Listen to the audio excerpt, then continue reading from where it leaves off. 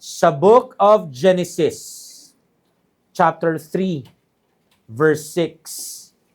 And then, pagkatapos po natin basahin yan, lulundag tayo sa Matthew, chapter 22, hanggang 23. Inulit ko, Genesis, chapter 3, verse 6.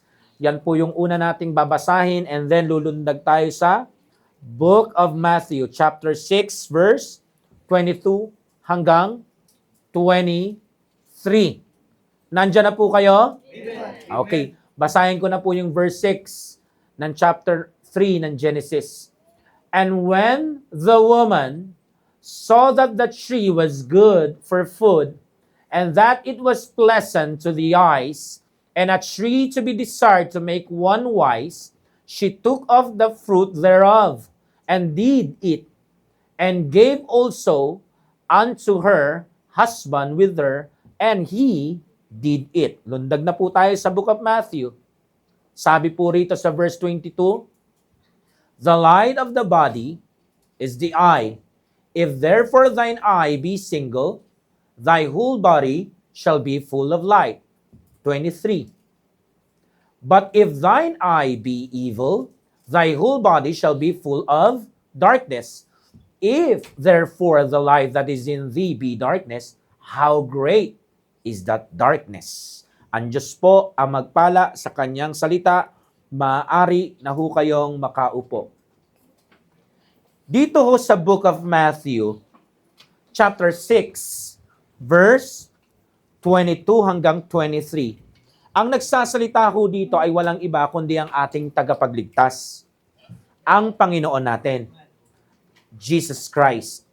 At dito po sa chapter 6 na to, particularly sa dalawang verses na ating binasa, nakapaloob po yung tinatawag na parte na mas kilala sa tawag na sermon doon sa may mount. Kung familiar po kayo dyan. And I believe, familiar yung marami sa atin, lalo na yung mga datihan na Kristiyano na at medyo may katagalan na po sa pananampalataya. So ito po yung moment na kung saan ang Panginoong Yesus, siya po ay napapalibutan ng isang large crowd doon sa may Galilee. So, silipin natin ng konti yung context o yung tinatawag na literal na nilalaman ng mga passages na ito. So, it sits between Jesus' teaching of storing treasures in heaven kaysa mag-store ng riches o treasures dito sa lupa. Yun po yung nakapalagay doon sa verse 19 hanggang 21. So dito rin po, sa chapter na to at panahon na to, nagbigay po ang Lord Jesus Christ natin ng warning doon sa verse 24 na kung saan you cannot serve God and money. Binanggit po yung Diyos-Diyosa ng salapi o money nung panahon na yon. Sino? Si Mammon. So, dito po lahat nangyari yun. So, ang Lord Jesus Christ ay gumamit po siya ng simple pero pang everyday na mga familiar na illustrations para mas maunawaan po siya ng kanyang mga tagasunod at the same time, tagapakinig niya nung panahon na yon. Katulad na lamang po nung binanggit dito sa mga talatang ito na ating binasa sa 22 hanggang 23. Gumamit siya ng eye o mata. At ayon ho sa Lord Jesus Christ, ang mata o ang eye ay katulad daw po ng isang lampara. Kaya nga ho, tinawag niya to na lamp of the body, which means it is something that gives light and guides the whole person. Kaya nga ho, makakarinig tayo ng mga salitaan sa mundong ito, di ba? Ang mata daw ay ang window ng kaluluwa, which is, pag tinignan po natin sa engineering, ang window, maliban po sa, ito ay may kinalaman sa hangin na pumapasok at lumalabas, ang window po ay nilalagay din po para maging maaliwalas yung loob ng bahay. Liwanag. Okay? So, naalam naman nating lahat na ito ay totoo. Kasi once na ang isang bahay ay walang bintana, ay napakadilim ho nun. Kahit nga lang yung solo na kwarto mo, ang dilim nun. At hindi ho maganda sa kalusugan yun. Nakukuha nyo, meron hong mga pag-aaral na kapag ang kwarto daw ay walang bintana o lagi nakasarado yung bintana, kahit matulog ka pa ng tama sa oras, pag gumising ka ang pakiramdam mo, hindi nakapagpahinga ng maayos yung katawan mo. Tsaka mahirap po yun kasi yung nilabas mo sa katawan mo na yung carbon dioxide, dapat hindi mo nasisinghot mo ulit. Hindi po maganda sa kalusugan natin yon. Amen? So, tingnan nyo po, ganun din sa mata. Kapag pinikit mo yung mata mo, hindi yun makakatulong sa'yo. Lalo kung pinanganak ka naman na merong paningin. Mangangapa ka niyan sa kadiliman. So, meaning, ang ating tagapagligtas sa mga sandaling ito, sa mga talatang ito ay nagtuturo siya na ano? What we choose to see regularly shapes our hearts, minds, and even the direction of our lives. Yun po ang pinaka makita nating binibigyan ng diin ng Panginoon dito. Kung ano man po yung ating pinipili o napili na tignan. Okay? Kung ano man po yung ating pinipili, napili, na regular na tignan o bigyan ng ating pansin, ilagay natin yung mga mata natin, yan po ang mag-shape o hubog ng ating mga puso, isipan, at maging ng ating buhay at direksyon nito. Kaya hindi po tayo dapat kung ano yung nasa harapan natin, nood lang tayong nanood. Lalo na ngayon sa ating modernong panahon, bombarded tayo ng ganyan. Sa Facebook lang pauulanan ka ng reels na hindi mo namang gustong panoorin. Pero dahil patay ang oras, napapa-scroll ka at napapa-tutok ka. Pero nagbigay po ng warning ang Panginoon sa atin. So, these verses explains that our focus and desires determine whether our lives are filled with spiritual life or spiritual darkness. Kung ang Christian life natin ay nakapako sa liwanag, ibig sabihin malapit yan sa banal na Diyos. Ngayon, kung punong-puno naman ang kadiliman, isa lang ang ibig sabihin yan. Hindi po inosente na nandyan ka at lalong hindi yan aksidente. Meron kang nilapagan ng iyong mata na hindi dapat. Kaya ngayon, nangangapa ka sa dilim, ligaw ka, at walang direksyon. Nagkakaintindihan po tayo. Akala ko ba kapag naligtas na, meron ng direksyon? Meron na. Pero meron kong mga ligtas na inililigaw ang mga sarili nila. Alam natin yung direksyon. Pag namatay ang kaluluwa ng isang ligtas, sa langit pupunta. Nga lang, wala ka pa sa langit. Andito ka pa sa lupa. At gagawin lahat ni Satanas, parang isang tunay na anak ng liwanag ay maging malaimpyerno sa kadiliman ang buhay niya. So, ito po ang pag-aaralan natin ngayon. Gusto ko pong i-preach sa inyo ang mensaheng pinamagatang, downfall starts with what you see. Downfall starts with what you see. Ang kabagsakan ay nagsisimula sa kung ano ang iyong nakikita o tinitignan. Number 1, balik po tayo sa Genesis chapter 3, verse 6. Ano hong nakalagay? And the woman saw that the tree was good for food, and that it was pleasant to the eyes, and a tree to be desired to make one wise. She took of the fruit thereof, and did eat, and gave also unto her husband with her, and he did eat. Pansinin po natin yung unang linya, at siyan po ang magiging point number 1 natin. When the woman saw. Yun po yung point number 1 natin. When the woman saw. Yung word po dyan na saw, Past tense ng word na see.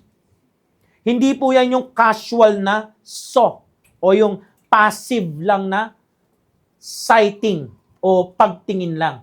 Ibig sabihin, pag sinabing passive sight lang, yung simpleng nakita mo lang yung isang bagay, para bagang everyday nadadaanan mo lang.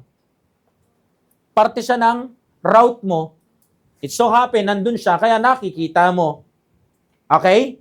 Tipong, pagpapasok ka, uuwi ka sa bahay nyo, napapatingin ka doon. Nakakahabol? Amen. Kasi, yun talaga ay nadadaanan mo. Pero yung saw na word po dito ay hindi po passive. Yung word na saw po dyan ay, ibig sabihin is, to learn about. Ibig sabihin, matutunan mo. O sinadya mong may matutunan. To observe. Ibig sabihin, pag sinabing to observe, talagang binibigyan mo yun ng atensyon. Sa Tagalog, inoobserbahan mo talaga yung details. Okay? To find out, may gusto kang malaman. Nakakahabol? So, nadidistinguish mo yung mga bagay na may kinalaman dito sa tinititigan mo, binibigyan mo ng tutok. Which means, nagbibigay ka ng attention sa bagay na yon. So, makikita ko natin, ang ini-imply po nito, malaking possibility na intentional po itong binabalik-balikan ni Eve. Hindi lang to basta nadaanan niya. Dinadaan-daanan niya talaga. Sinasadya niya. Eve looked closely at the tree. Hindi para titigan ng wala lang. Inaral niya ito. Inalam niya ang qualities ng forbidden tree na to at forbidden fruit na narito. At talagang carefully inassess niya yung sarili niya habang tinitignan niya ang punong kahoy na ito. So dito po natin makikita yung reality, or should I say yung core pattern, na may malaking bahagi yung tinututukan mo everyday, yung lagi mong pinapanood, yung lagi mong tinitignan, meron po yang core pattern sa buhay ng isang tao.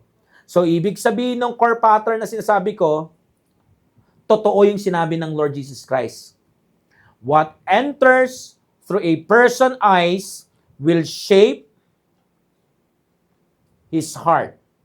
At yung po rin yung mag-feel sa kanyang mind. Nakukuha niyo ho? Kasi ang seeing is the first step doon sa tinatawag na chain.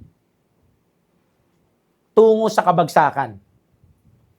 Una muna, you see, then you think, then you desire, and then you act. Kaya nakakatakot po ito ha.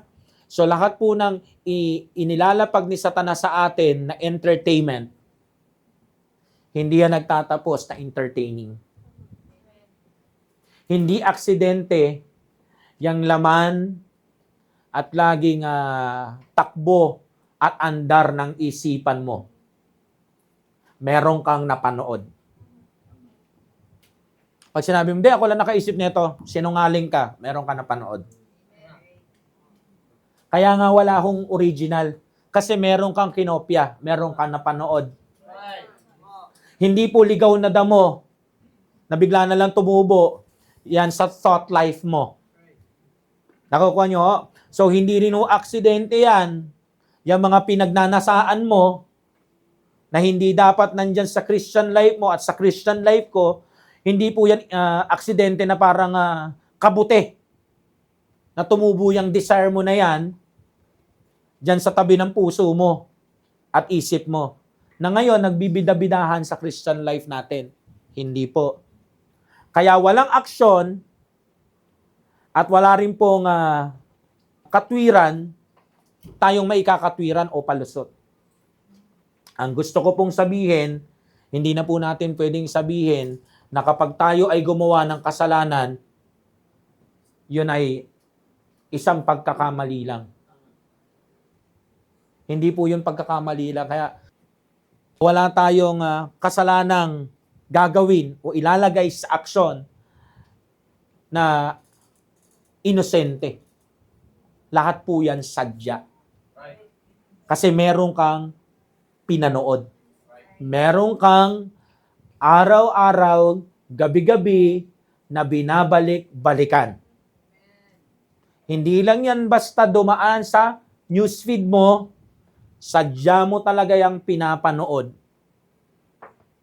Kapag ang isang tao nanonood palagi ng basketball, yun na makikita mo sa Facebook niya. At yun din na makikita mo sa history ng Google niya. Kahit pa doon sa Pinterest, kung ang hilig niya ay pagkain, makikita mo puro pagkain na nakapin. So lahat yun ay hindi aksidente. Ang nangyayari po doon, yung nangyari kay Eve, doon sa unang babae. When the woman saw, so hindi yun passive na pagtingin lang o nadaanan lang. Intentional po iyan. Kaya ang tanong ngayon sa atin, saan ka nagbababad? Saan nagbababad yung mga mata mo? Meron ho ba dito nagbababad? Sa mga site na hindi ka na dapat nagbababad? I don't care kung ang tawag mo dyan ay soft o hard na porn. Pero, ang porn ay porn. Lalaki man ang nanood niyan o babae, bedseen man yan o talagang bare naked, hindi po tayo dapat nagpapabalik-balik dyan. Alam mo, kapag napunta ka sa isang hindi tamang site sa internet na hindi dapat nakikita ang isang Kristiyano, unang punta mo doon, nangangapa ka pa eh. Tama ho ba? Wala ka pang alam sa pasikot-sikot doon sa site na yon. Pero habang tumatagal ka, doon mo makikita yung sarili mo na paunti-unti ka na nagiging estudyante ng pornografiya. You learn about yung mga categories, you observe yung mga ginagawa nila doon. Nakukuha nyo? So, doon mo ma-find out yung mga, may ganun pala. Doon mo matutuklasan. Meron palang bestiality, no? Totoo pala yung nasa Bible. So, makikita mo, madidistinguish mo kung ano yung type mo, sa hindi mo type. And then you give too much attention. So, ano nangyayari? Nangyayari po yung cycle. Pagkatapos mong masi or maso, you think about it. And then, you desire about it. Hahanap ka na ngayon na makaka-casual sex mo, makaka-fornicate mo. Without realizing, ang dami ng body count. Mga kababaihan, ang kasalanan na to ay hindi lang laganap sa mga kalalakihan. Pero gusto ko pong bigyan ng warning yung mga kababaihan. The more body count na meron po tayo, lalo na Kristiyano ka na, hindi ka pa rin tumitigil. Binababaan mo yung respeto sa'yo ng ibang tao. Usapang tao pa lang yan. Wala pa yung nakakahiya sa Panginoon. Higit sa lahat, nakakahiya sa Panginoon. Kung magtatampisaw tayo sa kasalanan, na yun ang pinakadahilan kung ba't siya napako sa krus. Kaya kung meron po dito sa kalagitnaan natin na bumabody count, I strongly suggest, itigil mo na yung pagbibilang. Kasi kahit ang kotse, pag lumabas na sa kasa, tas marami nang sumasakay, bumababa ang presyo. Gusto mo ng ring sa ring finger mo? You want that, di ba? Pakita mo na may halaga ka. And by the way, anak ka ng Diyos. Prinsesa ka ng banal na Diyos. Hindi ka na yung dating ikaw. Kung ligtas ka na, you should stop. At sa mga kalalakihan naman ko na nagbababad dito at nagpaplano sa kanilang mga isip, nagde-desire kung sino ang unang ibabody count. Wala namang mawawala sa akin. Meron po mawawala sa atin. Alam niyo po kung ano mawawala sa atin, mga lalaki? Hindi man yung virginity natin, ang nawawala po sa atin is yung pagiging sound mind na lalaki. Hindi mo na makikita ang pinagkaiba ng totoong nagmamahal sa manyakis lang. That's right. Kahit ako pa po ang gumawa niyan, hindi po ako exempted dyan. Hindi lang po basta mali yan. Sinisira mo ang isipan mo. Kaya nga ako, pag tinignan nyo ho at sinalisik nyo, yung mga nanonood ng pornografiya, kakorte ng utak nila yung mga nagko-cocaine. Pag in-scan. So I hope makita mo doon pa lang, kahit hindi pa ako magbigay ng mga verses, kung gaano ka severe yung putikan ng kasalanan na ito. Mga minamahal, sinabi ko na to kaninang umaga, pinagaan ko lang. Parang sa mga nakakatanda, nakakain na kayo ng lechon, tama na. Nung bata-bata tayo, kain tayo ng kahit ano di ba? Walang BP-BP, tira. Hello? Laklak, inom, umaga. Dati yun. Nung unsaved ka, pwede yan. Pero ngayong saved ka na, tama na. Amen. Tama po. Hindi dahil sa bawal o pinagbawalan ka ng Lord. Ang sasabi mo, nakakahiya. Kasi tayo, nung mga unsaved tayo, hindi tayo nahiya sa mga sarili natin eh. Even nung carnal days natin, backsliding days natin, hindi tayo marunong mahiya sa sarili natin eh. Pero hanggang kailan? Kailan tayo mahihiya kapag bedridden na tayo? Kapag tinutulak ka na sa wheelchair? Kapag inuugasan na tayo ng mga puwet natin? O kapag nakikita mo na ang Panginoon sinasalubong mo sa mga ulap? Lagyan naman po natin ng delikadesa yung pagiging ligtas natin. Right. Yung atin naman pong Diyos ay may dignidad at mataas ang integridad at moral.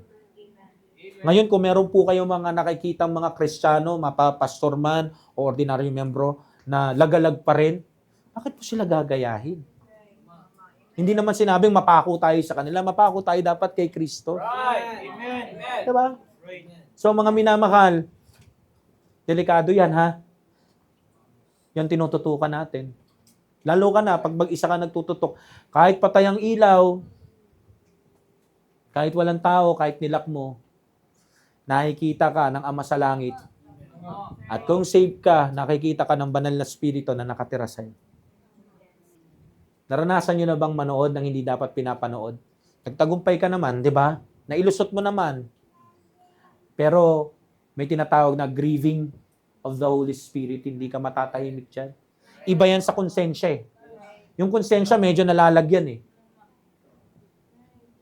Pero yung grieving, iba yun. Hindi yun humihinto hanggat hindi ka humihingi talaga ng tunay na kapatawaran.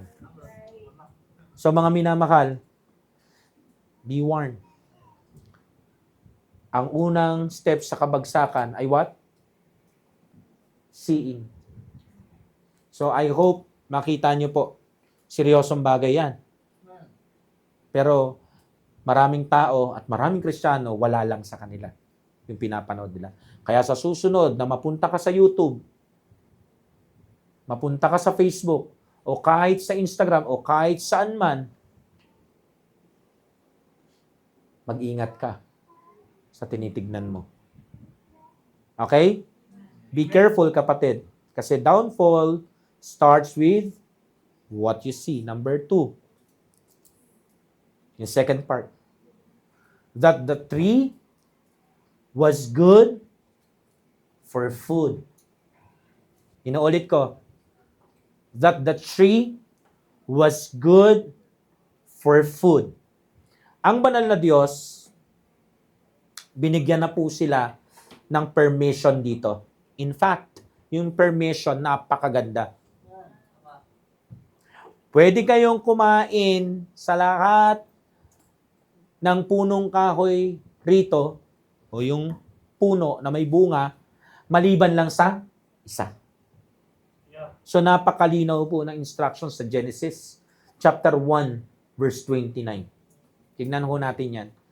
And God said, Behold, I have given you every herb bearing seed, which is upon the face of all the earth, and every tree in the which the fruit of a tree yielding seed, to you it shall be for meat. So lahat pwede nilang kainin. Sinabihan sila. Pwede. Genesis chapter 2 verse 16. Ano pong nakalagay? And the Lord God commanded the man, saying, Of every tree of the garden thou mayest freely eat. Itong forbidden tree na to, na mayroong forbidden fruit, hindi po mansanas yun na. Kasi mayroong mga myth na kaya daw kami may Adam's apple kasi mansanas daw yun na nilunok namin. Hindi po. Hindi po binanggit kung anong klaseng prutas yun. Basta sinabi, ipinagbabawal na bunga o prutas. So now the question is, may problema ba sa puno at bunga nung forbidden tree na yon? Tipong, kapag kinain ba nila yon, mamumroblema yun siya nila? Ma-food poison ba sila? Bubula ba yung mga bibig nila? Afterwards, itatakbo sila sa St. Luke's? I don't think so. Wala akong problema doon sa puno. Wala rin akong problema doon sa forbidden fruit. In fact, the tree was physically edible, nutritious, and safe to eat. Kaya nga, di ba, nagandahan si Eva. Binalik-balikan niya. Inaral niya, inobserbahan niya. Hanggang ma-distinguish niya at ma-find out niya yung mga dapat niyang ma-find out. And I believe na find out niya, edible, nutritious, safe to kainin. Wala talagang problema. Maliban sa isang problema, ayaw ng Lord. There was nothing inherently wrong with it as a food. 100% kung hindi nag-exist yung command ng Lord, talagang yung sarap nung pagkain na yon, matatamasa nila. Wanna know what's the real problem? Gusto nyo malaman kung anong talagang problema? Ang problema talaga, si Eve. The real problem was Eve. Yung takbo ng isip niya. Listen up ha. Yung takbo ng puso niya. Anong ibig mo sabihin, Pastor?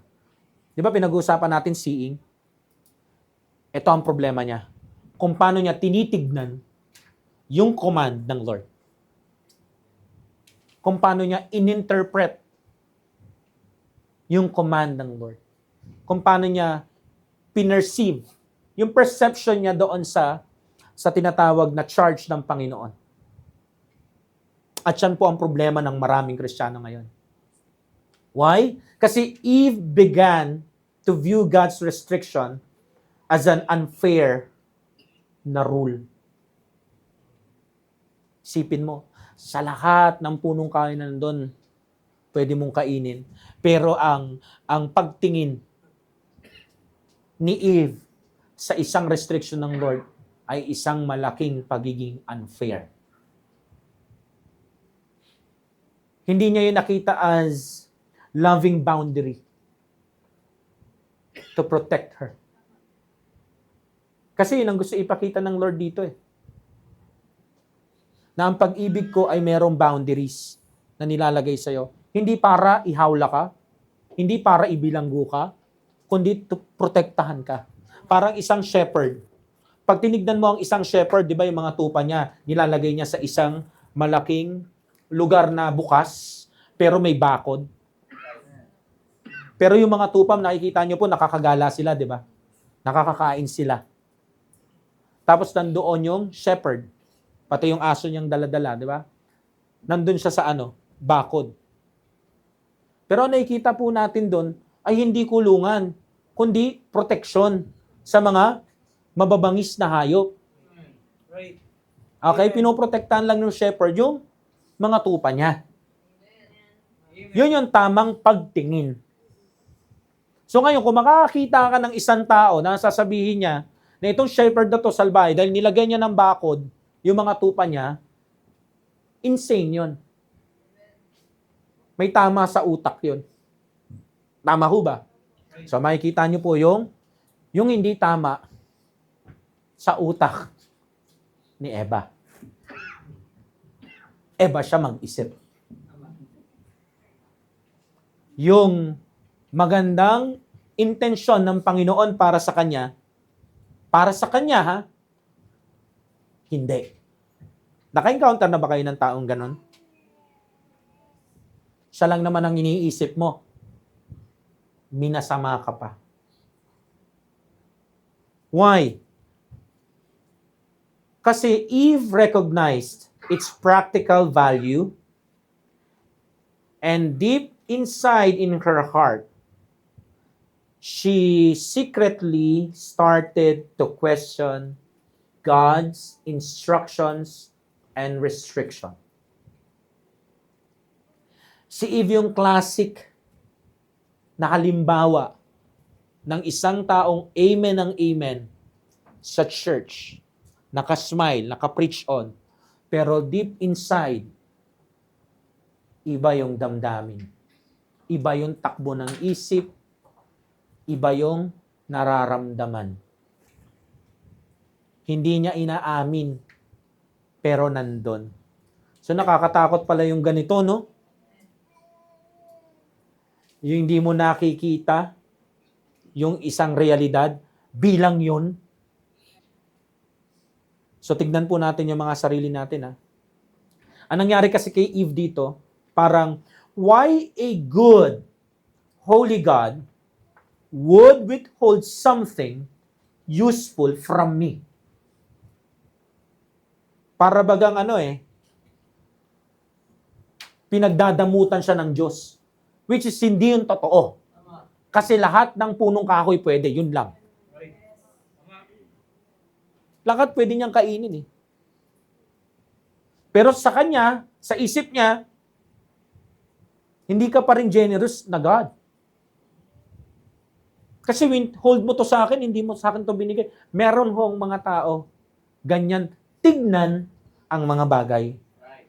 Lalo na kapag tayo ay merong entitlement na spirito, feeling parang siopaw, masyadong special ang tingin sa sarili, nakakatakot po yung ganito.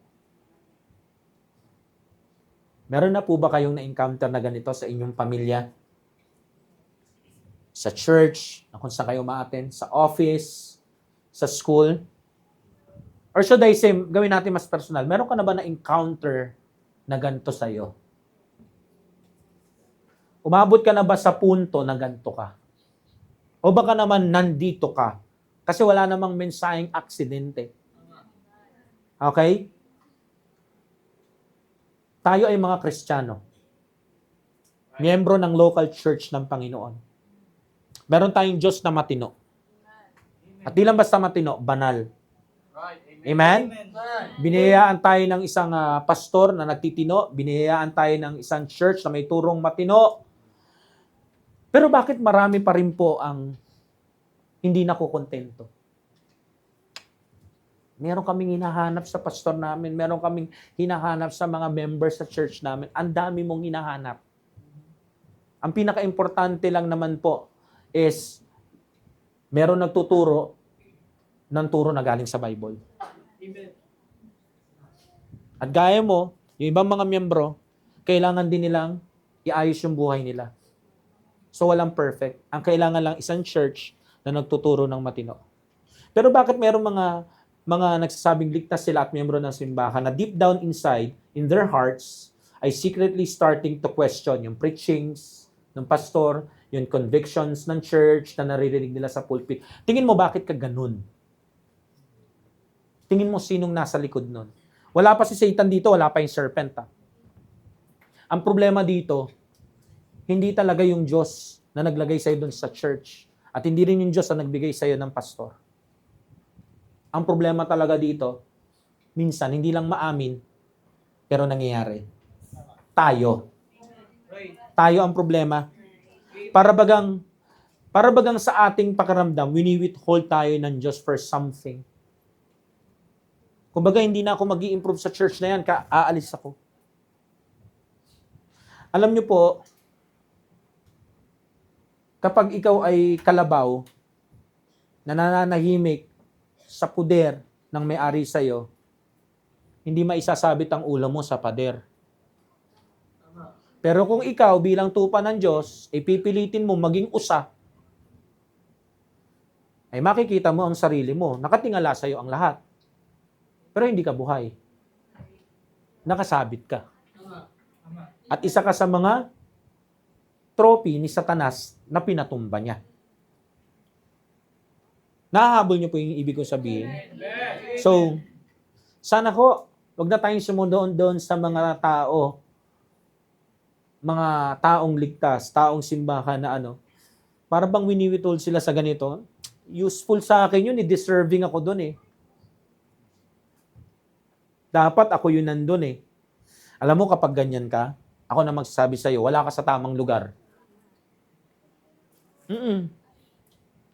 Wala ka sa perfect will of God. Nasa labas ka. Kasi yung mga nasa loob ng perfect will of God, hindi sila mag-iisip ng ganyan. Or should I say, hindi nila titignan ng ganyan. Yung mga bagay na nilagay ng Panginoon sa kanilang instructions and restrictions, hindi po nila yan titignan ng ganyan. At sa mga kalalakihan naman po dito, at mga kababaihan, kung meron po kayong nakikita, naka-close nyo, nagiging ganito na, papayag ba kayo na para silang Eva, na aabutan ka lang, tas kakakitin mo? May mata ka. Amen. Amen. Naku nyo, at meron kang tenga na narinig mo yung preaching ng Lord. Na hindi mo dapat gawin yan. Ang linaw ng command. Ang linaw ng instruction, restrictions. Kaya nga sabi ko kaninang umaga eh. Ang ganda ng preaching kaninang umaga, di ba? Right. Kung paano yung faith cometh by hearing, yung distraction din ng isang Kristiyano, manggagaling din by hearing. Pero kung narinig mo na ang Panginoon at doon ka nagbigay ng tutok, yun yung makikita mo palagi na dapat mong gawin. Pero kung yung katabi mo, kalukalike na ni Eve, ka-sounds like pa, tapos inaabutan ka ng kung anumang bagay na ikababagsak mo, sana makita mo yung dapat mong makita. Base sa pinag-uusapan nating passage ngayon. Willing ka ba maging Adam? Nung kinuha yun ni Adam at kinagat niya, ang daming nadamay. Tandaan mo, pag gumawa ka ng kasalanan, akala mo lang, ikaw lang yan. Maraming madadamay. Again, kapatid, downfall starts with what you see. Believe it or not. Yun ang simula. Number 3. And when the woman saw that the tree was good for food, and that it was pleasant to the eyes, and a tree to be desired to make one wise, she took of the fruit thereof, and did eat, and gave also unto her husband with her, and he did eat. So yung number 3 natin is, and that it was pleasant to the eyes. Siyempre, hindi naman pwedeng pag-uusapan natin yung usapang paningin o mata na hindi kasali ito. Sabi diyan, pleasant to the eyes, ang ganda sa paningin. Ibig sabihin, meron tinatawag na pull. Merong attraction. Pansinin ho natin yung word na pleasant to the eyes. Ito po ay indicator na yung tree na yon at yung bunga ng tree na yon is visually attractive. Nakita na po kayo ng isang puno. May mga punong nakakatakot eh. For example, yung puno ng balete. Nakakatakot yun eh. Yung puno ng acacia, dyan sa may acacia lane, yung malalaki. Lalo pag mag-isa ka lang, tapos nataon pa na pundido yung ilaw ng poste, iba yung dating eh. May pagiging creepy, di ba? Pero meron hong mga puno na sobrang laki nila, sobrang ganda. Na hindi mo na maisip na meron pang mga entities na nakatira doon. Ang nakikita mo lang talaga, ang ganda ng puno na to. Lahat po tayo siguro may experience na nun, no? Tapos ang una nating ginagawa, dahil nakita natin, gusto natin i-preserve yon sa atin. So anong gagawin natin? Kukunin natin yung camera natin o yung cellphone natin, bubuksan yung camera doon, and then pipicturean natin. At yung pinakamalala, pag di mo kinaya, magpapapicture ka kasama ng puno. Which is nangyayari po yon. Right. Bagamat nakakatawa siya, pero ganun po tayo. We appreciate beauty. Kasi create tayo ng isang beautiful God. Amen. Okay? Amen. At walang problema doon. So, ang makita ko natin dito sa puno na ito, pleasant to the eyes, beautiful na puno ito. Kumbaga, ang sarap-sarap tignan nito. Kaya hindi kataka-taka na si Eve, lagi siyang bumabalik. Tama. Namangha siya. Hindi po to hindi po to pangit. Wala po tayo makikita na unappealing. Ibig sabihin, yung appearance ng puno na to at yung bunga niya, talagang hinatak yung atensyon ni Eve na nagdulot ito sa kanya na ma-steer yung kanyang desire hanggang umabot siya sa punto na labagin niya yung utos ng Panginoon. Nakakita na po ba kayo ng apple? Merong mga apple na pag tingin mo pa lang, pangit ng itsura ng apple na to. Pangit ang pagiging pula. Anong gagawin mo? Ibababa mo ulit. Pero meron ka makikitang apple, ang ganda ng korte, no? Tapos ang laki. Tapos siya? Shiny. Tapos pagkagat mo, ang tabang. May mga ganun po.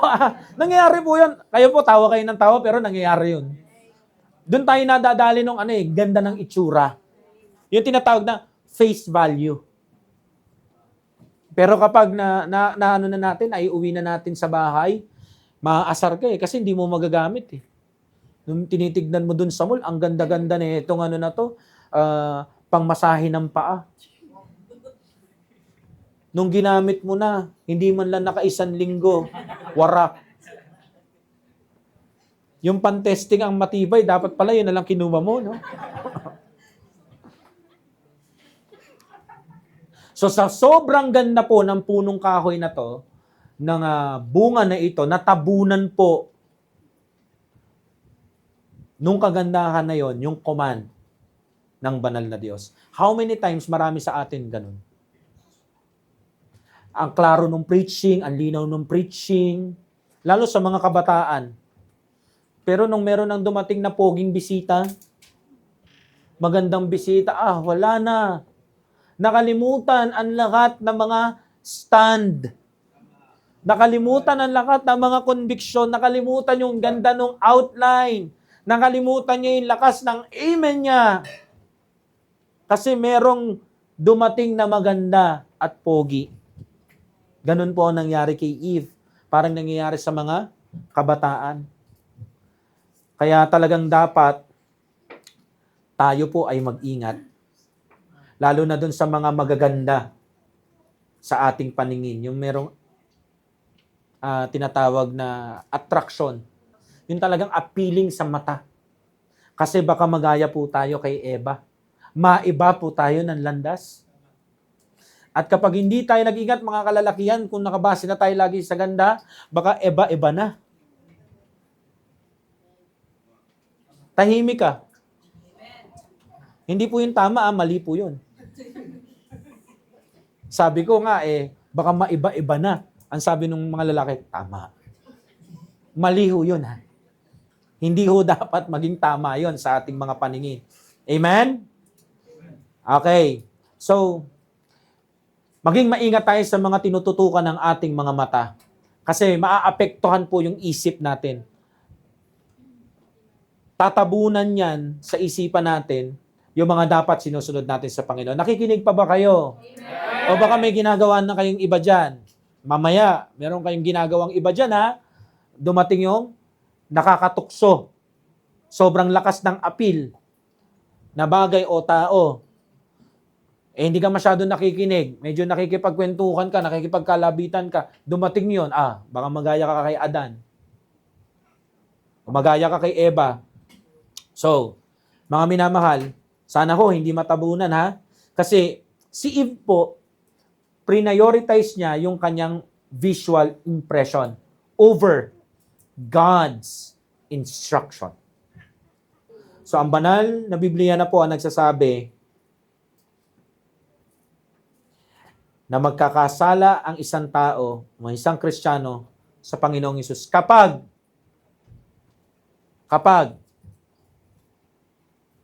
mas nakatingin na tayo sa attraction kaysa sa instruction. Okay? So be careful diyan sa napakagandang face value na yan. Kasi your downfall starts with what you see. So, ang tanong, saan ka nakatingin ngayon? Saan ba tayo nakatingin ngayon? Si Eva, nahulog ang kanyang loob doon sa beauty, sa appeal ng puno at ng bunga. Tayo ba? Ikaw ba? Saan ka mahuhulog? Number 4. Anong sabi dyan sa number 4? Ito sa verse na ating tinatalakay. And a tree to be desired to make one wise. Inuulit ko po. A tree to be desired to make one wise.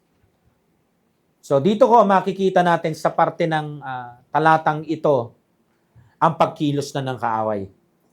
May kilos na ang kaaway neto, mga minamahal. Sa panong paraan, kahit di natin siya nakikita dyan, alam natin totoo ito. Naranasan na ng bawat isa ito sa atin. Bewitched. Sa amin sa Samar, marami sa amin doon ang naniniwala pa rin doon sa kulam, barang. Ako personally, naniniwala ako doon. Why? Kasi ang witchcraft ay nakasulat sa Bible. Meron talaga nun. Now, baka ang iba sa atin ay nag-iisip na ang witchcraft ay umiikot lang sa pangungulam at pangbabarang. Hindi po. Kasama po dyan yung panggagayuma. At kapag ang isang tao po, isang lalaki o babae ay nakainom ng gayuma, ang tawag po doon is bewitched. So, ang nangyayari dito, kahit saan dako, siya lang ang makikita at makikita mo. So dito ko, parang ganun yung nangyari kay Eve. Bewitched siya nung ganda, nung puno at nung prutas. So yung beauty at yung appeal nito, yun na lang ang umaandar sa isip niya. O baka may mga umaandar sa isip nyo na hindi ko alam Gandang-ganda kayo. Talagang ang lakas ng appeal sa inyo. Kumbaga, yun na lang yung umu-orbit sa isip nyo. Maraming Kristiyano, ganyan Hindi nagsasalita kay pastor Pero ang isip, walang pahinga. Isa lang ibig sabihin yan, bewitched ka. Under ka ng isang spell. Kung ito ay nandun sa tinatawag na panggagayuma, nasa ilalim ka ng isang dasal. Para bagang ganyan. So, binigay ng kaaway ng Diyos ang dalawang good idea. Ayan na. Lagi niyong tatandaan, yung good idea mo, hindi porket good yung idea na yan, ay perfect will ng Diyos. Kailangan yung good idea mo, hindi contradicting sa prescribed Holy Word of God. So, nagbigay ng pakawala o paluwal ang kaaway gamit ang dalawang good idea. Napapatid daw sa cravings. Yung cravings is yung mga what if. Yan na. Baka meron pa kayong mga what if So gusto ko lang sabihin, hindi yan boses mo lang.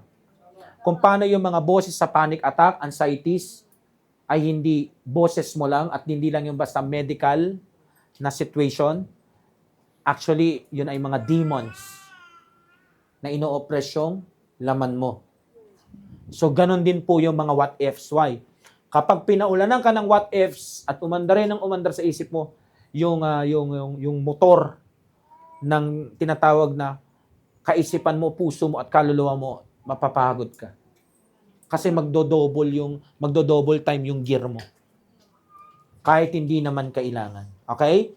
So, yung mga what if na yan sa utak niya ay inilagay ng kaaway ng Lord. At pumayag siya doon. Pinapasok niya yun sa kanya. Pinaikot-ikot niya yun sa isipan niya. Yung mga what if pag kinain ko yung forbidden fruit, gaano kaya kasarap yun? Anong effect sa akin nun? What if hindi ko sundin si mama? Tapos sa ayaw niya ng lalaki na to, doon ako sumama. Ang daming what if, di ba? Tapos, ang bulong pa ni Satanas, hindi mo malalaman kung hindi mo susubukan. So, ano yung unang idea? Yung unang good idea? Independence. O yung tinatawag na kalayaan. Madalas ko itong marinig sa mga kabataan. No? Ang higpit-higpit nyo, gusto ko ng kalayaan. Ayun, buntis. Hindi na niya malayang gawin ang ginagawa ng isang dalaga sa edad niya. So yung ganong taktika ni Satanas, nasa hardin pa lang ganun na siya. So ang serpent, claim niya that eating the forbidden fruit would make her as gods. Magiging Diyos ka. Anong ibig sabihin nun? As gods means able to decide for herself. Parang narinig ko na rin yun sa mga kabataan, no? Kahit sa atin, ng mga nagdaang panahon. Alam ko na yung ginagawa ko. Huwag niyo na akong turuan. Alam ko na yung tama't mali, malaki na ako. Kaysa sumunod sa parents. At ganun din po sa mga Kristiyano, ha? Huwag mo na akong turuan, pastor. Matanda na ako, eh. Nakagraduate na nga ako, may trabaho na ako. May mga hawak na rin akong tao. Mataas na ang posisyon ko. Huwag mo na ako itratong parang YP. Hindi po kita tinatratong parang YP. Tinatrato kita bilang kapatid. It so happen, nagkakilala lang po tayo na mas bata ka. Kaya nung kinakausap kita dati, pang bata. Inuulit ko lang ngayon sa'yo as an adult. Sa ating lahat. Why? Kasi yan po, yung independence na yan ay false na independence. Akala mo, magiging malaya kang gawin lahat ng gusto mo. Pero yung mga nilagay ni Satanas na malaya mong gawin, yan din ang magiging addiction mo. At magiging hawla mo. Hindi ka makakaalis dyan kagad. Hindi ba't ganon ang nangyayari ngayon? Bakit kailangan pakialaman ako ng nanay ko? Bakit kailangan pakialaman ako ng asawa ko? Bakit kailangan pakialaman ako ni pastor o kaya ng leader? Bakit ba kasi nakikialam yung church na yan? Lahat na lang pinapakailaman. Hindi po namin pinapakailaman. Ang sinasabi namin, meron kaming pakialam. We care. Kasi di ba yun naman ang gusto mo, yung may nagmamalasakit sa'yo. Ngayon lang, ang problema sa atin, pag nasasagasaan na yung independence kuno natin, or should I say, yung mga pagsuway natin sa Lord, diyan na nagkakaproblema. Gusto natin yung independence natin kuno, wag mo kaming sawayin. Pero hindi pa po ako nakakita ng isang person na mahal ka, pero tititigan ka lang mapahamak. Kaya nga minsan nakakalungkot eh. Nagagalit tayo doon sa mga sumasaway sa atin na totoong nagmamahal sa atin. Tapos minamahal natin yung mga later on maninira naman sa atin. Tapos babalik ka doon sa tao na yun. Hindi ka naman makapag-sorry, hindi mo masabi sa kanya kung paano mo siya nilapastangan sa isip mo, di ba? Kaya ang ginagawa mo, bumabawi ka na lang, pero mali pa rin. Para sa akin, mag-sorry ka pa rin. Nakukuha niyo ho? Kasi kung ikaw ilalagay dun sa lugar niya, gusto mo may mag-sorry din. Ng taos puso. Tsaka ang Panginoon natin, may kita mo walang blessing yung buhay na pagpalagay na lang natin, Lord, hindi yun nangyari Yung walang blessing dun. Kailangan talaga, hihingi ka ng tawad sa Panginoon. Nakukuha niyo ho? So, yun po ang problema sa atin madalas Alam niyo ho, yung mga ganyang attitude ni Eva yan. Hindi naman talaga si pastor at ang church yung pinaka-tina-target ng ganyang pag-uugali. Ang main target po niyan talaga ang Diyos. Suwayin ang salita ng Diyos. Akala mo lang nagre-rebelde ka kay pastor. Akala mo lang ang sinisipa-sipa mo yung gawain. Hindi. Si Jesus Christ. Kumbaga, ginagamit kang tool ni Satan para saktan yung mismong nagligtas sa'yo. Tandaan niyo po, ang labanan ay hindi lang sa physical na mga sandata, hindi lang batuhan na masasakit na salita. It's beyond that. Ang Christian life ay kung kanino ka magpapagamit. As a Christian, dapat talaga ang gumagamit sa'yo ay walang iba. Sino? Ang banal na Diyos, si Jesus Christ. Pero maraming Kristiyano, hindi sila nagagamit ng Panginoon. Why? Kasi ganito po. Ang gusto nila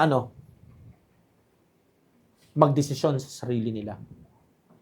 Na hindi nila nakikita, yung motto nila, do thou wilt. Kung ano yung gusto mo, gawin mo. Kumbaga, bakit pa kailangang i-check o i-make sure na naka-crucified palagi ikaw? Paulit-ulit naman niya si pastor. Nasabi na sa camp, nasabi pa ulit ngayon. Paulit-ulit yung mga topic. May bumubulong. Hindi man dinidiretsa, pero yung pinaka-pinupunto, do thou wilt. Gawin mo yung gusto mo. It's like matalino ka May utak ka Pumasa ka nga sa board Pumasa ka nga sa tinatawag na bar exam Na-promote ka marami kang pera May sarili ka ng empire mo. Tipong you are able to decide na for yourself. You don't need them. Hindi mo kailangan si pastor. Lalong hindi mo kailangan yung mga ka-churchmate mo na mas mataas ang pinag-aralan mo. Ikaw magsasabi what is right, what is wrong for you. Kapatid, Satan is brainwashing you. Bine-brainwash ka niya that God's rules and His people ay hindi kailangan sa buhay mo at yung kanyang mga instruction is not applicable. Sometimes applicable, pero hindi lagi. At kung hindi lagi, you have the right to take over. Lahat yun, pag kinagat mo. Ano nangyari kay Eva nung kinagat niya? Pati ni Adan. Anong kasunod? The fall of man. Right. Yun po ang dahilan kung bakit yung kasalanan, minana natin. Kaya nga sinasabi ko, pag gumawa ka ng isang desisyon ng labag sa restriction at instruction ng Lord, hindi lang ikaw ang maapektuhan. If ganito mo regular nakikita sa mata mo, or should I say, ganito mo regular nakikita sa mata ng isipan mo, ang mga bagay sa buhay mo sa Christian life na to, you are absolutely between the devil and the deep blue sea.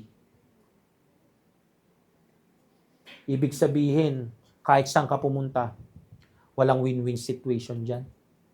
If I were you, magpaparescue na lang ako sa Lord Jesus Christ. Kasi sunod na dyan, magkakasala ka na. Magko-cover up ka na. And then, i-reveal ka niya. Lastly, pananagutin ka ng Lord kung paano yung nangyari sa kardin, uulitin mo ulit sa buhay mo. We all know kung anong nangyari sa kwento ng dalawang unang taong ito. Well-known account. Amen? Amen. Well-known account na hindi na po dapat magkaroon ng remake sa bawat isa sa atin. Pero kung i-remake mo, wala akong magagawa. Pero sinasabi ko sa iyo, Hindi mo lang yung problema, may problema pa dyan. Letter B. Secondly, maliban dun sa independence, walang iba kundi yung status and ambitions. Yan. Kaya po kinagat ni Eva yan, kasi yung desire to make one wise, nakapaloob po dun yung tinatawag na status and ambitions. Mga minamahal, mag-ingat po tayo. Kapag nagki-creep in na sa atin yan. Yung lagi na lang umaandar sa'yo, ay yung magiging status mo sa harapan ng tao at yung matatayog mong ambitions. Dito po, yung serpent nag-promise sa kanya ng wisdom. Wisdom. Tipong she would gain knowledge. Tipong she would gain power. Tipong she would gain importance that she did not have as a created being. Under saan? God's authority. Yun po ang pangako kay Eve. At yun po ang same temptation sa atin. Na ano? Mas tatalino ka kapag rinab mo tong opportunity na to. Mas madadagdagan yung power mo pag rinab mo tong opportunity na to. At higit sa lahat, ikaw na hindi pinapansin dati sa pamilya nyo, bigla na lang magkakaroon ng kakaibang importansya sa harapan na ang kanyo at ng lahat. Kumbaga, ayaw mo nang nasa ilalim ka, gusto mo ikaw na yung authority. Yun ang gusto ni Eve. So, yun ang binigay sa kanyang offer. At yun ang binibigay na offer sa atin at sa marami sa atin. I don't know about you, pero alam ko na hindi aksidente to. Amen. Meron sa kalagitnaan natin na ginaganito ni Satan pag hindi tayo magkakasama. Kapag ang mata ng isipan ng isang tao ay nakafocus na every single day sa status at ambitions, tipong something would make her think or he or she ay magiging self-sufficient at great, my friend, you are on the brink of ruin. Kumbaga lumalakad ka sa thin ice. Ang pangit ng nilalakaran mo. Mapapahama ka. At doon sa mga pamilyar doon sa mga bansa na yung mga yung mga lakes nila kapag winter lumalamig, 'di ba nagiging snow 'yun? Parang sa ganun ka lumalakad. At kapag nag-crack 'yun, nahulog ka, ang hirap po makaahon. Kasi hindi po porkit naka-freeze yung taas, naka-freeze din yung baba. Hindi po. May current pa rin po 'yun sa ilalim. So ibig sabihin, hihigupin ka nun. Akala mo pataas, akala mo paangat. Yung pala, pailalim ka. At yun po ang nangyari kay Eve. Hindi po niya narating yung peak na pinapangako sa kanya ni Satan na magiging wise siya, mapapasa kanya independence at status at ambitions niya, na magiging God level siya. Hindi po. Ang nangyari po, hindi po yung tinatawag na pagpunta sa apex. Ang nakuha niya pong salita at realidad na salita is fall. Nahulog po siya. So friend, nuulit ko, you are on the brink of ruin kapag hindi mo tinigil yan. Downfall starts with what you see. 5. Nakakahabol? So nandito pa rin tayo sa mensahe na may kinalaman sa mga pinagbababara ng ating mga mata at paningin. So 5, she took the fruit thereof and did eat. Inuulit ko po. She took of the fruit thereof and did eat.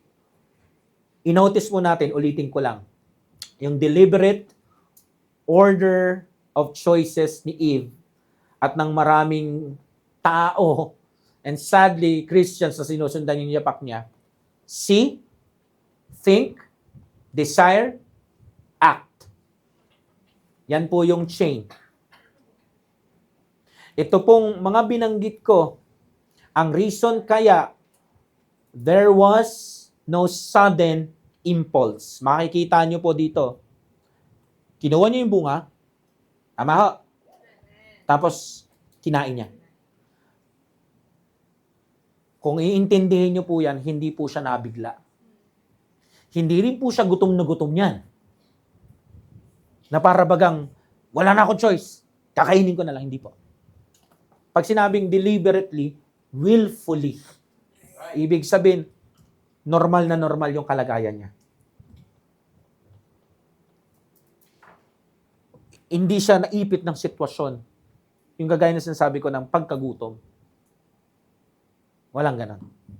So talagang alam niya, magkakasala siya, pero pinili niya yun. Willful sinning to. Kaya alam natin na si Eve, consciously, pinili niya yung act na naisip niya at naramdaman niya, ito yung pinakatama for me. Kaya nakakatakot po yung mental na yung mentalidad na I deserve this. Deserving ako dito. Nakukuha niyo ho? Minsan hindi na siya inosente. Minsan yun ay thought at feeling na pakawala ni Satanas. Kaya ako nakakatakot yung mga self-talk. Okay? Nakakatakot po yun.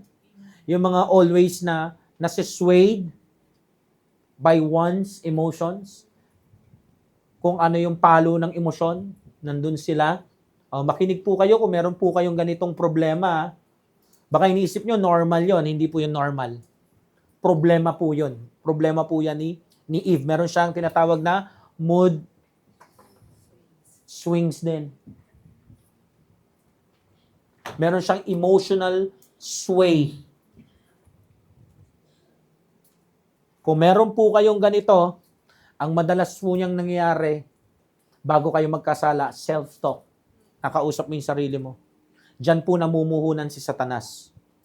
Kung si Satanas namumuhunan sa takot gamit yung panic attack, anxieties, dito naman po namumuhunan siya sa sa emosyon ng you deserve this. Sobrang galing mo eh. Okay lang i-demand mo to. Para sa'yo talaga to. Dapat nga, meron ka na yan ngayon. So, kung ilalapat po natin sa panahon natin si Eve ngayon, sa isang Christian, yung daily basis ng buhay niya, regular po siya nag-give in, piece by piece, sa lahat ng ating mga binanggit na mga pointers. Hindi aksidente, kundi sadya. Hindi inosente, kundi inaksyon talaga at pinili.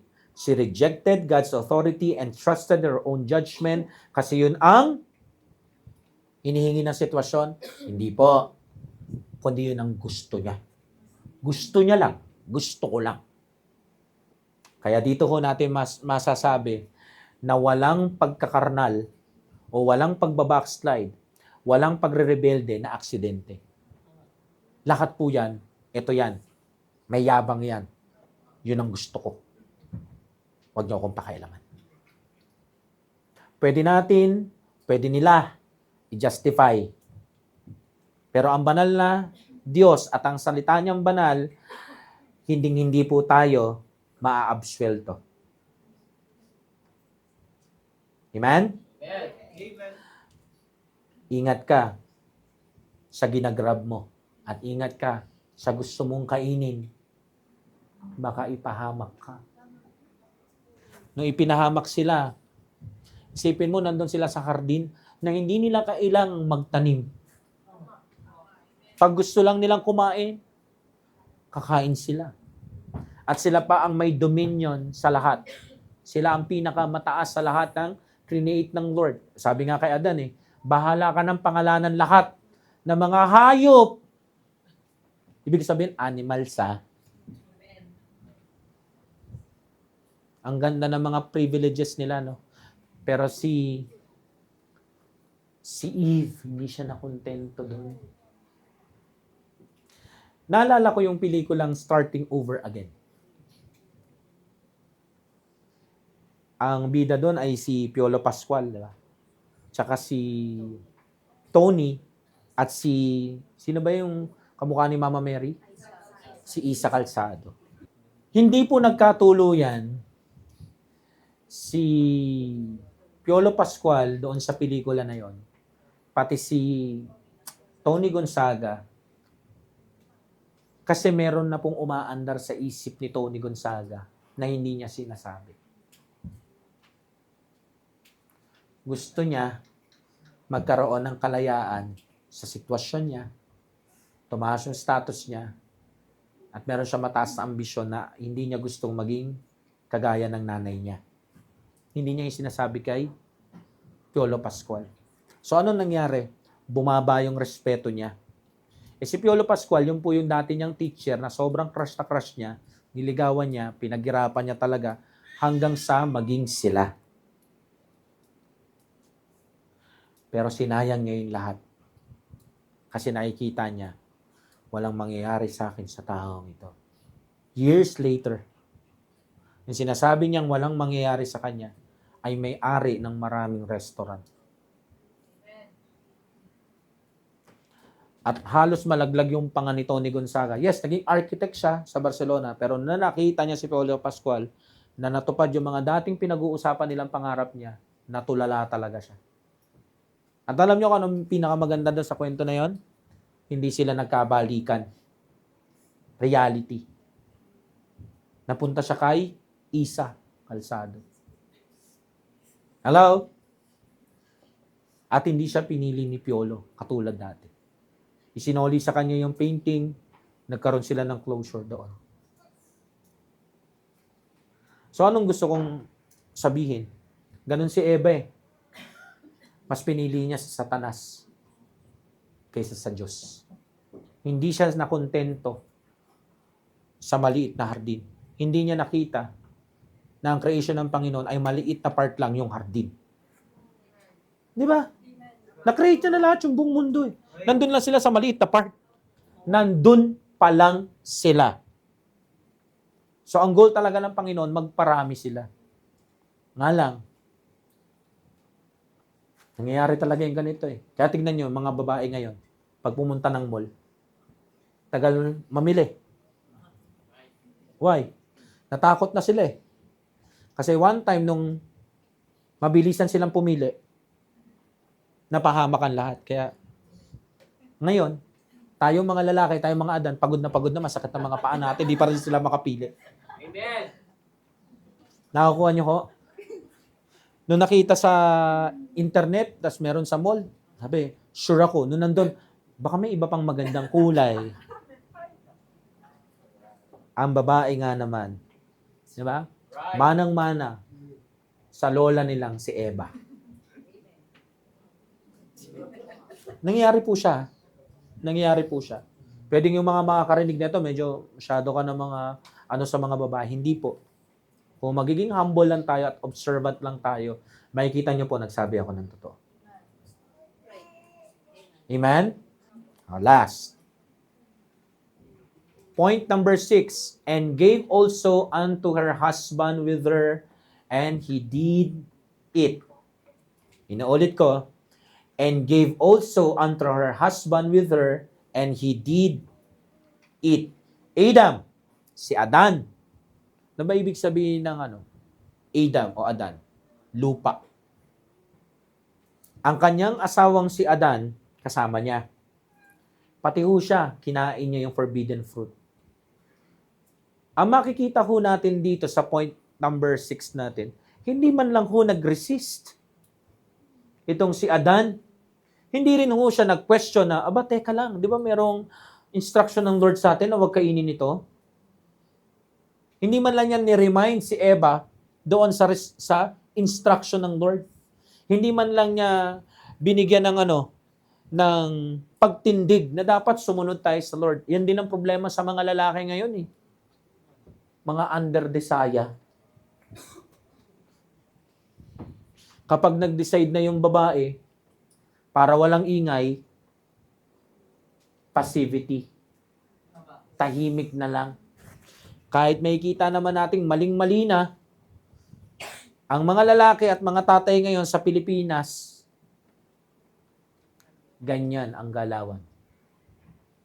Tapos yung mga babae, magte-take over. So dito ko makikita natin yung tinatawag na pagiging duwag. sa pagsunod sa salita ng Diyos. At maraming mga kalalakihan ngayon, ang mga takusa, mga takot sa asawa. Yung iba nga, nagpapakanta pa sa likod ng pulpit.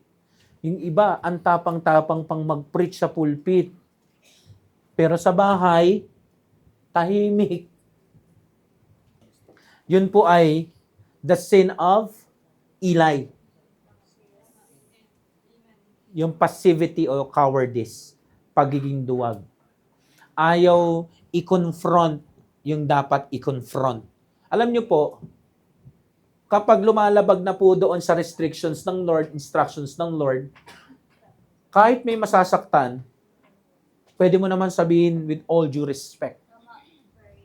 Sa naaalala ko, hindi po yan okay sa salita ng Diyos. At malayo po yan sa tinatawag na yapak na iniwan o example ng Lord Jesus Christ at pattern na iniwan ng mga apostoles niya. So ito po yung masakit na realidad sa ating panahon. Guilty po ang maraming kapwa ko kalalakihan dito. Yung pagiging walang say. Amen. Walang kibo. Hindi nananaway. Amen? Amen. Tahimik lang. Kasi takot mabungangaan. Mga kapwa ko lalaking save, kumibo ka naman. Maging biblical naman tayo. Kapag yung misis natin, yung mga kinikilos, wala nang submission, ang biblical na yan. Baka pwede ka nang bumoses. Baka pwede mo lakasan yung boses mo. Be a man. Alam niyo po, nung hindi kumibo si Adan, doon nagsimula yung fall of man. At napasa-pasa sa atin yung kasalanan. Dahil doon, ang sakatauhan, ang destinasyon talaga papuntang impyerno. But praise the Lord, dumating yung second Adam. Kumibo siya. Sino yun? Ang Lord Jesus Christ. So yun po ang dapat nating gayahin. Yung second Adam, kibo kayo. Amen? Amen. Para matigil na po itong sumpa na to. Curse to eh. Kaya maraming mga Christian home hindi pinagpapala eh. Kasi hindi naman po Kristiyanong disenyo yung namamayani sa loob ng bahay. Tsaka ang pangit tignan, yung misis mo submissive pagdating sa mga gawain sa loob ng local church. Submissive dun sa pastor, pero sa'yo hindi. Hindi po pagiging submissive yun. Ang tawag doon ay pagiging hypocrite. At may parte ka sa pagiging hypocrite niyan kasi hindi ka kumikibo. At sa church na to, sikapin natin ang pinakapukpukin, mga lalaki. Minsan sinasabi nating mga lalaki, hindi ako makapag-lead kasi ganyan siya. Kasi never ka naman nag-lead. Ayaw kasi natin. Kung simula pa lang pinakita mo na ikaw yung lalaki, hindi magiging ganyan. Kaya ho, nagiging malakas ang loob ng mga kababaihan, ng mga under, ng mga kalalakihan. Kasi mag-boyfriend, mag-girlfriend pa lang yan, hindi mo sinawata. Hindi mo pinakita na hindi yan okay sa akin, hindi yan biblical. Kaya nga ito, warning ulit ha. Sa mga kabataan dito, wag po kayong nagpapapansin sa opposite sex. Wag niyo pong masyadong nilaladlad yung mga sarili niyo na type kita sister, type kita brother. Kasi kapag ganyan ako, hindi na ho nila ipapakita yung mga tunay na kulay nila at yung mga problema sa Christian life nila na dapat ayusin pa. Yan ang magiging perfect na sister at perfect na brother. Alam mo, dapat mong ginagawa, you pray. Lord, reveal mo sa akin, ito ba yung para sa akin? Kasi pwedeng attractive sa'yo eh. Pero hindi fit sa'yo. Nakukuha niyo ho? Sana ho, pakinggan niyo yung sinasabi ko. Bakit? Kasi the more you pray, ang Lord, may reveal. Sa Kanya mo lang sinasabi. So ito, walang kaalam-alam na pinagpe-pray mo siya, nailalantad niya yung sarili niya kung ano siya. Ngayon makikita mo doon kung ano yung kaya mo at hindi. Kaya napaka-importante ho na humihingi rin kayo ng gabay sa pastor ninyo. Kasi kapag hindi kayo humihingi ng gabay sa pastor nyo, nagsasarili kayo ng pasya, problema yon. Mga kababayan, magpapasintabi ako ha. Okay lang ba? Magpapasintabi ako sa inyo ha. Hindi ko po kayo nililiit. Wala pong babae na masunurin. Yun talagang all out, susunod ako sa'yo. Hindi po ganun ng mga babae. Men, pagtatrabahukan mo yun, hindi yun bayabas na mahuhulog sa harap mo na may masunuring babae. Paano ko nasabi? Sardin pa lang, hindi sila sumunod. What makes you think na meron silang diploma, meron silang trabaho, mataas ang posisyon nila, nasusundin ka nila? Dahil lang, mahal kita, period. You have to prove yourself. Kaya nga sabi ng Bible, lead. At hindi lang basta mag-lead. Lead with love. Kailangan mararamdaman ng babae na yung leadership mo ay punong-puno ng pagmamahal sa kanya. Hindi naman pwedeng laging macho effect. Di ba? Umpog kita sa basel ko, hindi po pwedeng ganun yon. Lalo kung hindi susunod yung mga yan, maniwala po kayo. Mga minamahal, minsan kung kailangan po nating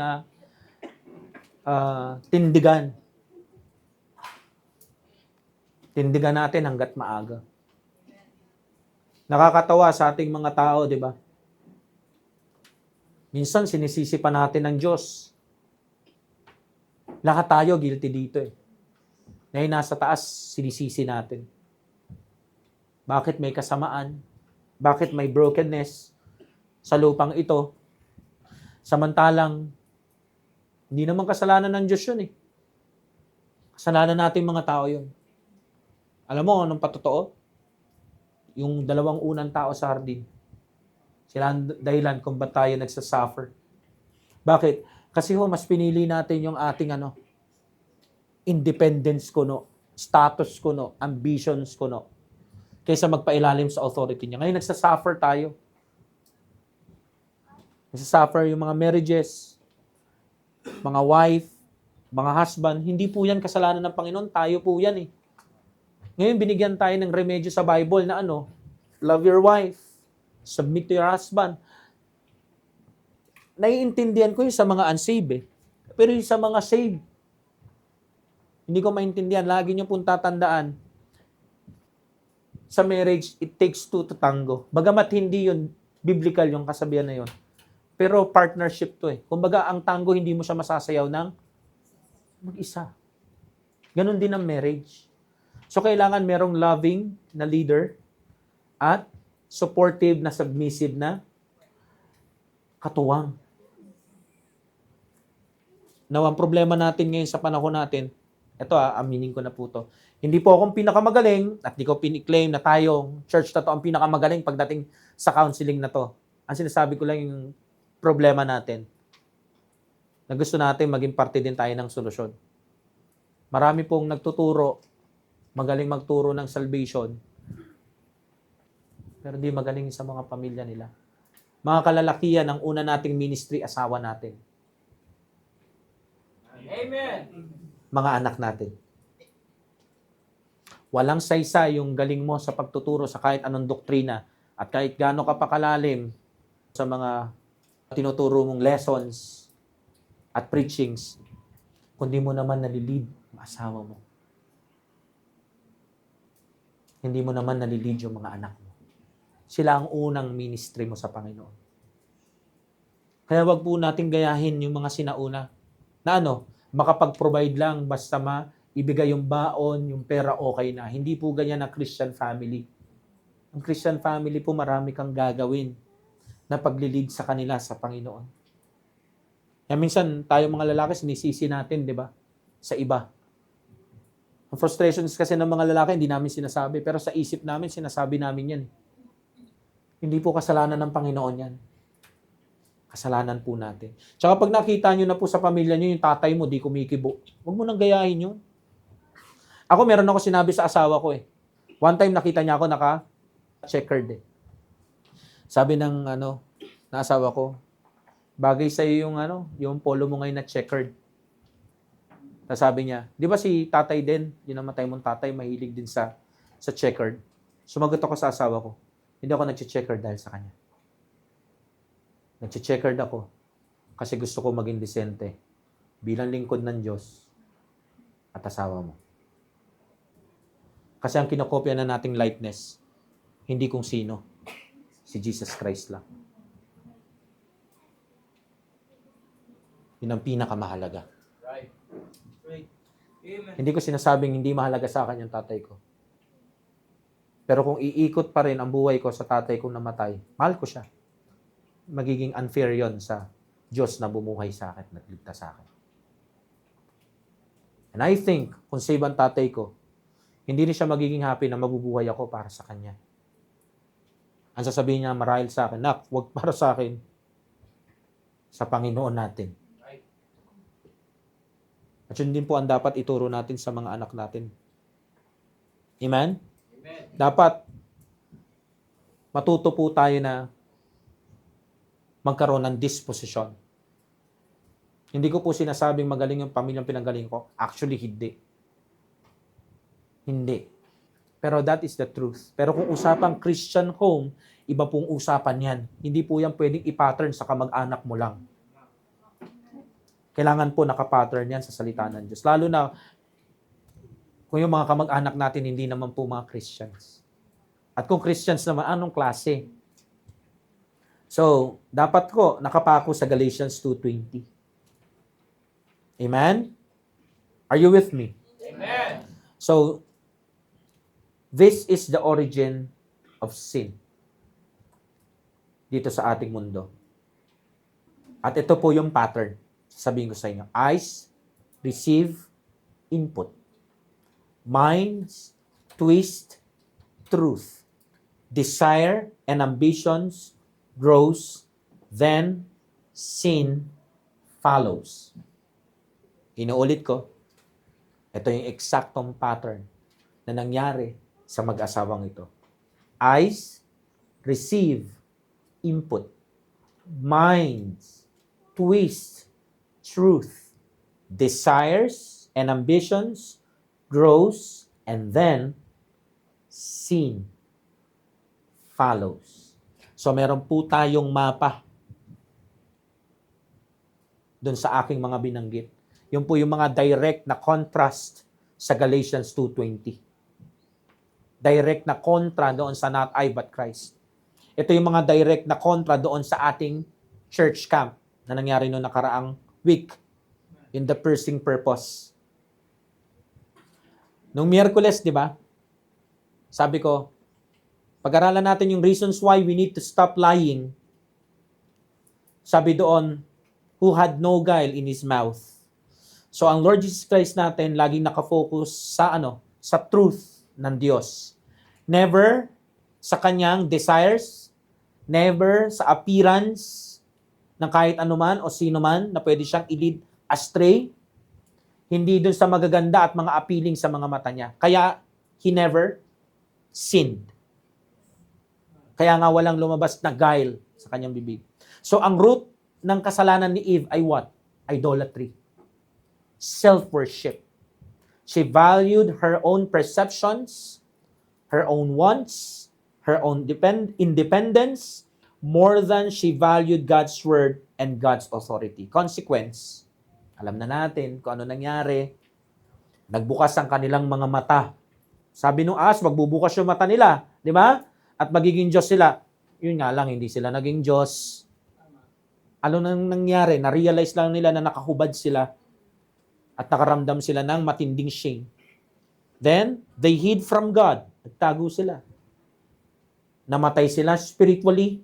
And eventually, both of them died dahil dun sa kalagayan nila as sinners. Ano pa? Ito na rin yung simula ng pagpasok ng kasalanan sa bawat human life. Sa lahat ng creation, naapektuhan ang lahat ng creation. At lahat yun nagsimula sa mata ni Eva. Kaya let's be discerning and honest sa ating mga sarili, sa ating mga regular na tinitignan. Think, regular na naglalaro sa isipan natin. Desire, regular na ginugusto mo at inaambisyon ko at ninanasa natin. Act. Kasi ang regular na tumatakbo sa mga mata mo, yan din ang regular na magsasakay sa iyo at magkakatid sa buhay mo sa kinabukasan na nakalaan para sa iyo. So, ibig sabihin, nakadepende kung saan ka nakatingin. Conclusion. Si Eve, she kept looking at the forbidden tree. Particularly doon sa forbidden fruit. And that choice of what she saw caused everything to fall apart. Nasira po lahat dahil doon. Tama ang sinabi ng Panginoong Yesus sa Matthew 6:22 hanggang 23. Ingat tayo sa mga tinitignan natin. Kasi mamaya akala mo okay pa, yung pala great darkness na. What we see regularly does not just pass by our eyes. It sinks into our dispositions. It steers our desires. It shapes our decisions.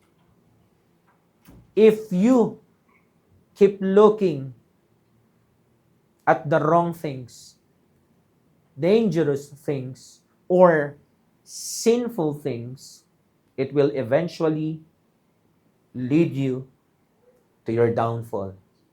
Gaya na nangyari kay Eve. Kasi nga, mga minamahal, everything in our lives crumbles, fails, or ends in ruin because of the things we constantly choose to look at. Kaya talagang masasabi natin, katotohanan, downfall starts with what you see. Shall we pray?